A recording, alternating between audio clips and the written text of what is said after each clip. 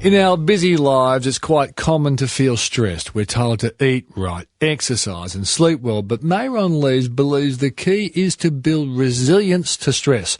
Mayron founded InnerCents, which is an organisation that concentrates on the development of people through coaching and training programs in leadership, sales and stress management. He's also the author of a book called De-Stress. Welcome to Talking Business, Mayron. Hi, great to be here. So what's your background? How have you ended up being in this leadership, sales and de-stress space? I guess, Peter, it came out of a passion that I've had for many, many years of trying to understand how to change behavior within organizations. And in order for that to occur, it's really important to understand how the mind works and what people respond to, specifically from a leadership perspective. So that became quite a passion of mine in my own business. When I had my own company, it was really around, well, what are the components of effective leadership? And of course, with that, in our contemporary culture, stress is on the increase, especially now. And what does it take to be resilient to stress from a leadership perspective, from a sales perspective, and just generally in organizations? Okay, so you made reference to the fact that there's a lot of stress in the corporate world and even in the small business world. What do you think is at the core of this stress? Is it externally generated or is it internally created? That's a great question. Peter, most people would say, well, what stresses me out could be increased workloads, unfair targets, deadlines, traffic. But essentially it is how we interpret the events that are happening to us. Because you can have two people experiencing the same event. One person experiences stress and the other doesn't. Does it ever happen in your relationship that maybe your partner is just a little bit more stressed than you over a certain incident in your life? For sure. And I think, I think all of us have been in that sort of situation. Like, why aren't you worried about this? This is important. Oh, gee, yeah, I am worried. You're right. And I think it's really how we perceive something.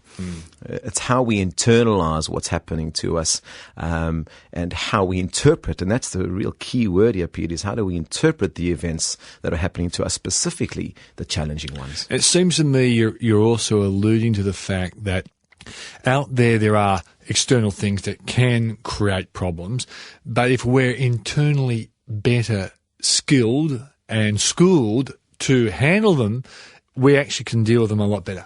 For sure. And it's really all about how do we build internal resilience. What's interesting, Peter, is we have about 60,000 thoughts churning through our mind every single day, and most of those are negative.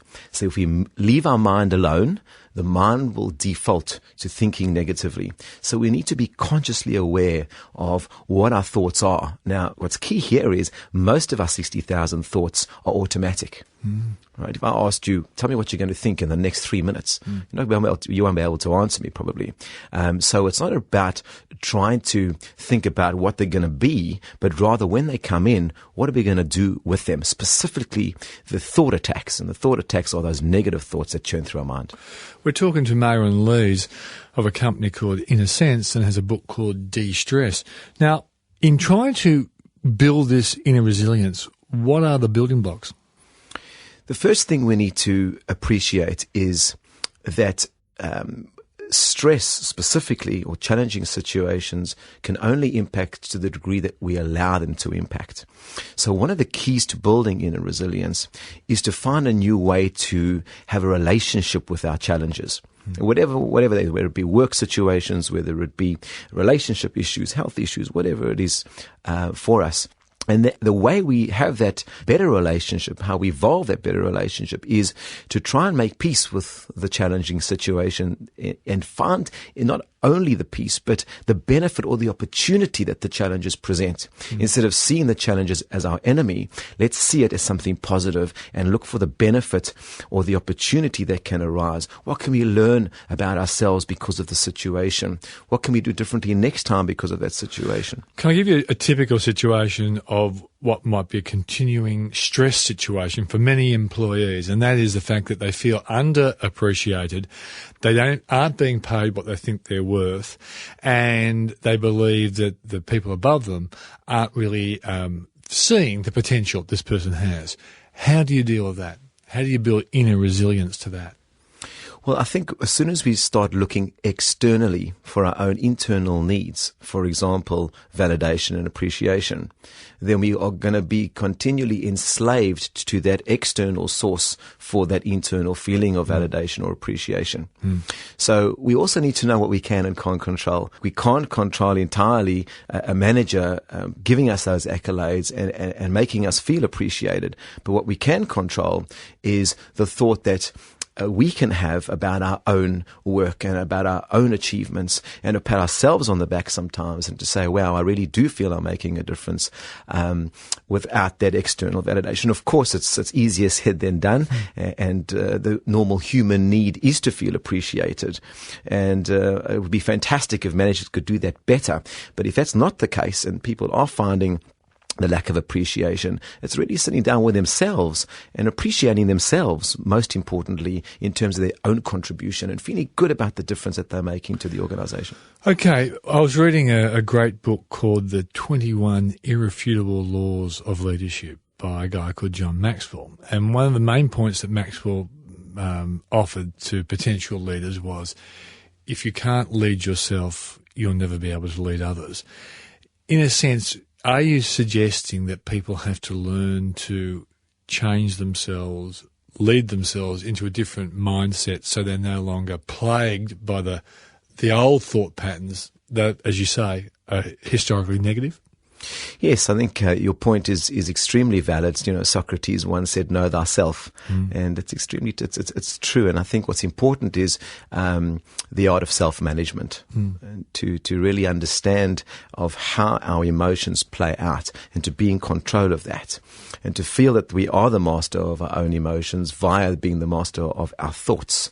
And that's very important in terms of, from a leadership perspective, is the way that we think, therefore the way that we behave, and our emotions associated with that will impact the organization in a very meaningful way. I remember Gordon Cairns, when he was leading up Lion Nathan, said one thing which was very impactful, and he said, for this organization to change, I must change. That's right. Buckminster Fuller made the point that if you want to change people's thinking, you've got to give them a tool that will change their thinking, because changing people by themselves is very hard. Does your book come with that tool that will change people's thinking? It does, and it comes with a tool called the red card. And the red card is a technique of how we can shift our thinking. How can we reframe our thoughts so that we can start thinking better? And if we think better, we'll feel better. Stress is a feeling, and it comes from the way we're thinking. So similarly, the red card technique works in a similar way that a referee sends a player off the field for doing a damaging act, pulls out the red card, off he goes. The same way as we can use that red card to send out the negative thoughts or the thought attacks from our mind. And the red card simply has 3 points on them. The first point is, these thoughts are harmful to me.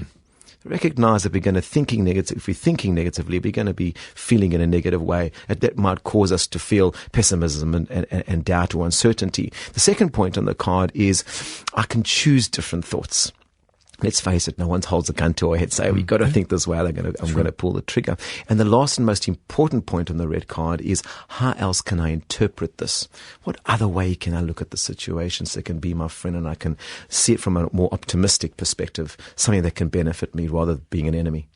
Marion, some really great ideas. The one thing that worried me was listening to your South African accent, thinking about Jonathan Kaplan pulling out a card out of his pocket when he penalises the poor old wallabies or the Waratahs. Thanks for joining us on Talking Business. It's really a pleasure. Thank you.